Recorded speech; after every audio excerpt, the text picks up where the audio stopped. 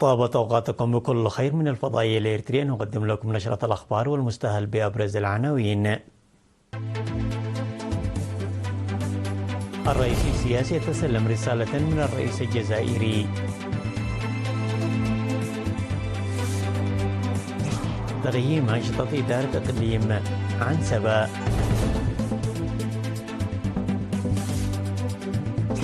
جهود لتوسيع خدمات الهاتف النقال بنقفة.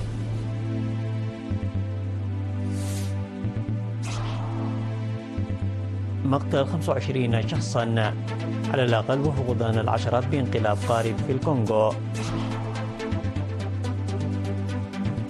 الصين تريد حلا شاملا لنزاعها الحدودي مع الهند.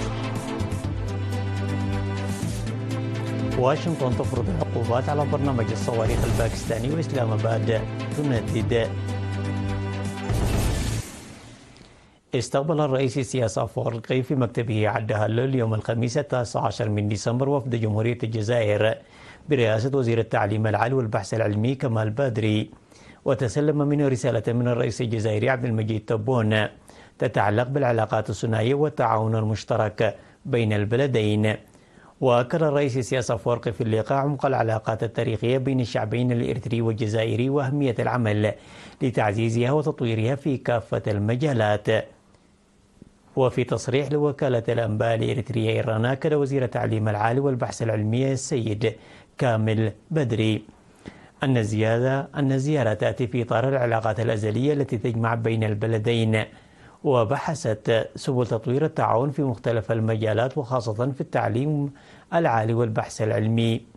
وأكد الوزير الجزائري أن اللقاء تناول الأوضاع الإقليمية في القارة الإفريقية مبديا إعجابه برؤية الرئيس السياسي أفورقي للنهوض بالقارة وتعزيز التعاون بين شعوبها. حضر اللقاء وزير الشؤون الخارجية السيد عثمان صالح.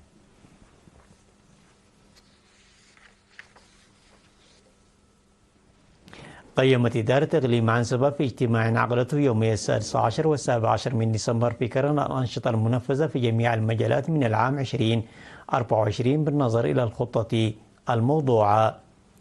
واستعرض تقييم تنفيذ برامج جميع أقسام إدارات الإقليم والمديريات، وناقش سبل إصلاح القصور والدفع بالتقدم المحرز.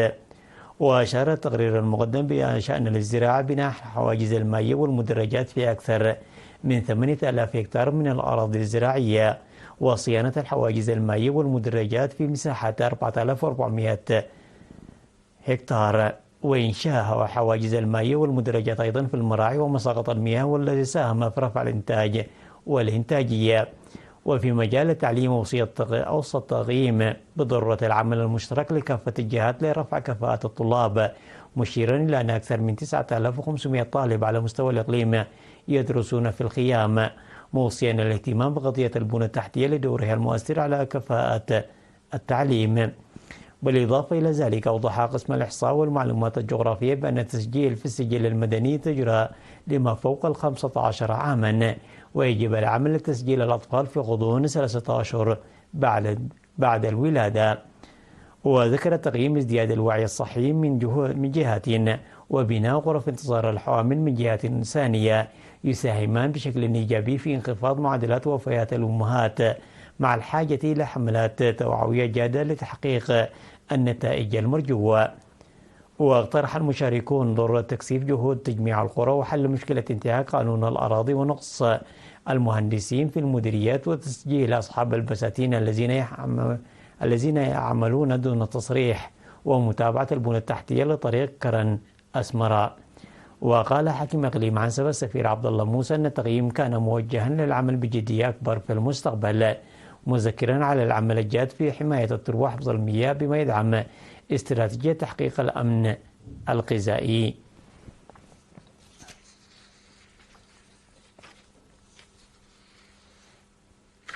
عقدت اللجنة التنفيذية للكونفدرالية الوطنية للعمال اجتماعا يومي 17 و18 من ديسمبر في أسمراء، قيمت فيه أعمال 2024 وبحثت خطة عام 2025.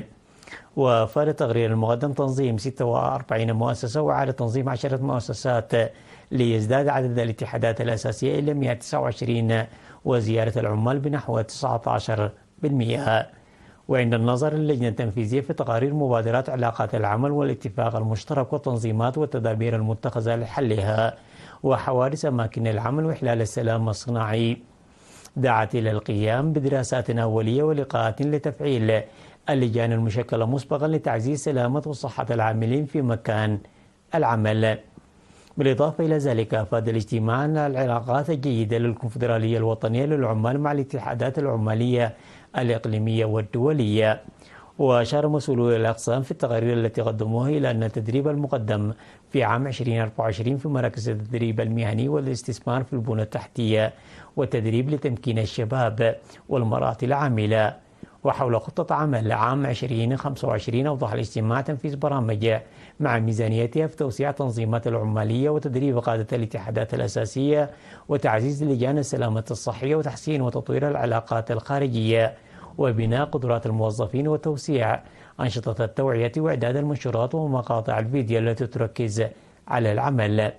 وقال نائب رئيس الكونفدرالية الوطنية للعمال السيد كبراب كيداني في كلمته الختامية إن مناقشة إدارات الكونفدرالية بشفافية نقاط القوة والضعف من الجوانب القوية للاجتماع داعيا العمل المنسق لتحقيق رؤية الكونفدرالية.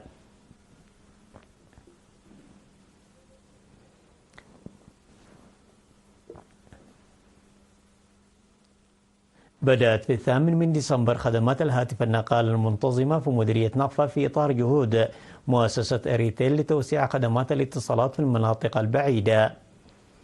وستقدم الأبراج المقامة التي تعمل بالطاقة الشمسية خدمات الاتصالات بالهاتف النقال لإدارات ضواحي باغلا وماريات وأندلال وبائلو وكذلك أقرع العلاي وأقرع تحتاي.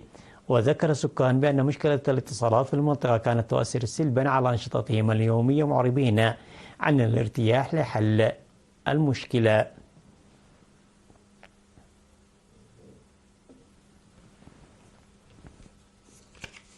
عقد سفير إريتريا في الاتحاد الأوروبي والدول بنيركوس السيد نغاسي كاسا سيمينارات من الأول وحتى 15 من ديسمبر للإريتريين في مدن أمسبورت وأمستردام وزولين حول الأوضاع الراهنة ودور الجبهة الرابعة في مهام التنمية الوطنية.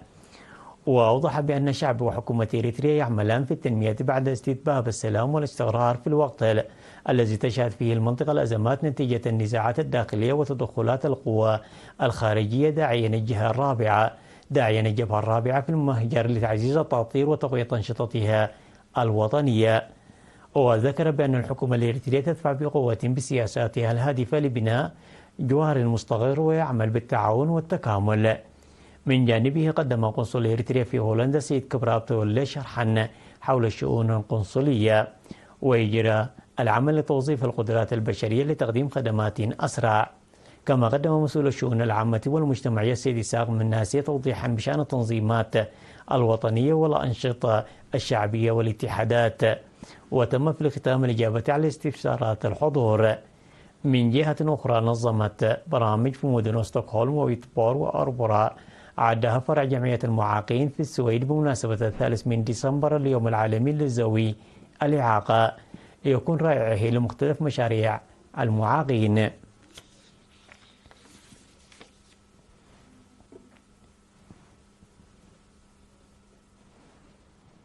تم استئصال ورم ميزين 16 كيلوغراما من رحم امرأة تبلغ من العمر 45 عاما بعملية جراحية في مستشفى عداقة حموس الأهلي اليوم.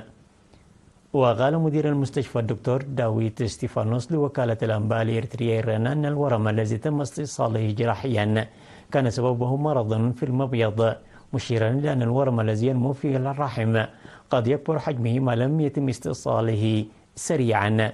وذكر بأن عمليات جراحية ظلت جارية لاستئصال أورام في مستشفيات البلاد. ويعتبر هذا الورم الأكبر الذي تم استئصاله في مستشفى عداقة حموس، موضحا بأن المرأة التي خضعت للعملية الجراحية توجد في وضع صحي جيد. وقالت السيدة التي خضعت للعملية الجراحية أن الورم بدأ قبل 13 عاما بعد الولادة، ونتيجة للخوف لم تذهب لإجراء الفحوصات الطبية. وقد انتفت المشكلة الصحية التي كانت التي عانت منها بخضوعها للعملية الجراحية.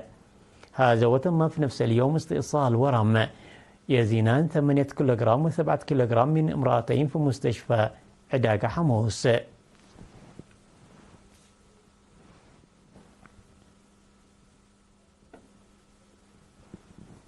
الأخبار العالمية بعد فاصل قصير، تفضلوا بالبقاء معنا.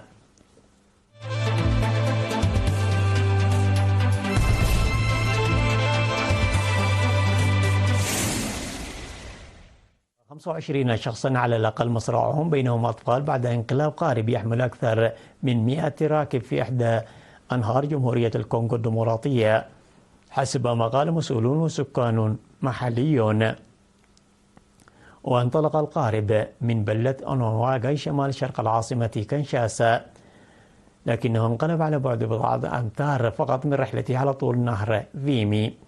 وتعتبر البنى التحتية للمواصلات ضعيفة في الكونغو التي تعاني من تزايد في المشاكل الأمنية، ما جعل السفر برا غير آمن أكثر فأكثر. وعلى أثر ذلك حصلت الحادثة. وقالت السلطات أن عشرات الأشخاص ما يزالون في إعداد المفقودين. وأدت هذه الحوادث المتكررة التي تجدد دعوات الحكومة لتحسين إجراءات السلامة.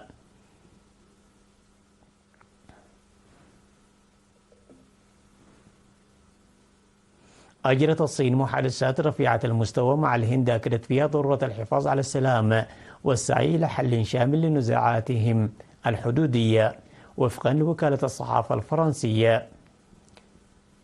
جاء ذلك خلال لقاء بين وزير الخارجية الصيني وانغ يي ومستشار الأمن القومي الهندي إيجيت دوفال في بكين ضمن مساعي لتخفيف التوتر بين الجارتين العملاقتين. وهذا هو الاجتماع من نوعه منذ ديسمبر عام 2019، وهو يأتي بعد أن أعلنت نيودلهي عن اتفاق مع بكين خلال أكتوبر الماضي بشأن الدوريات في المناطق المتنازع عليها.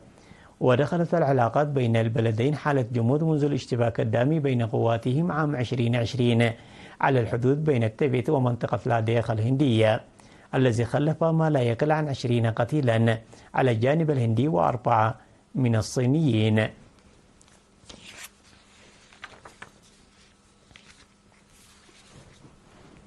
أعلنت الخارجية الأمريكية عن فرض عقوبات جديدة على برنامج باكستان الصاروخي، الأمر الذي نددت به إسلام آباد. وقال المتحدث باسم الوزارة ماثيو ميلار إن الإجراءات التي تفرض على مجمع التنمية الوطنية الباكستاني الذي يشرف على البرنامج الصاروخي وثلاث شركات تعاونت معه تأتي بموجب أمر تنفيذي يستهدف منتجي أسلحة الدمار الشامل ووسائل إيصالها. وتجمد العقوبات أي ممتلكات في الولايات المتحدة خاصة بالكيانات المستهدفة، كما تمنع الأمريكيين من إجراء أعمال تجارية معها. في المقابل وصفت الخارجية الباكستانية الإجراء الأمريكي بالمؤسف والمنحاز، وقالت أنه سيضر بالاستقرار الإقليمي من خلال السعي إلى إبراز التفاوت العسكري في إشارة واضحة إلى تنافس بين باكستان والهند، وهما قوتان نوويتان في آسيا.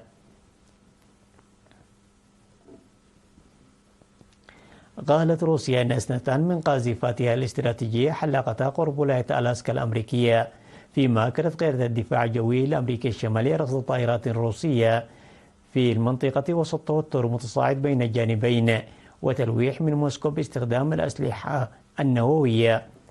وذكرت وزارة الدفاع الروسية أن قاذفتين استراتيجيتين من طراز تو 395 MS حلقتا بالقرب من الساحل الغربي لشبه جزيرة ألاسكا. من جهة أخرى قال وزير الدفاع الهولندي روبان بريك لامناس إن طائرات هولندية وفنلندية وسويدية اعترضت مقاتلات روسية فوق بحر البلطيق. وفي وقت سابق قالت روسيا أنها تلاحظ نشاطا متزايدا لحلف شمال الأطلسي الناتو بالقرب من حدودها، وأكدت أن الحد من التسلح بات شيئا من الماضي، في حين حذرت الدنمارك من مخاطر اندلاع مواجهة عسكرية في القطب الشمالي حسب وصفها.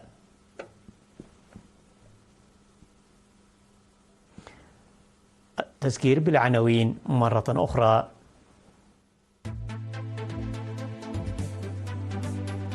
الرئيس السياسي يتسلم رسالة من الرئيس الجزائري.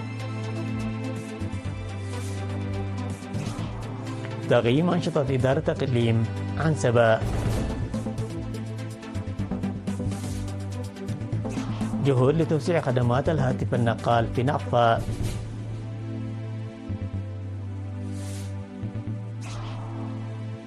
مقتل 25 شخصا على الأقل وفقدان العشرات بانقلاب قارب في الكونغو.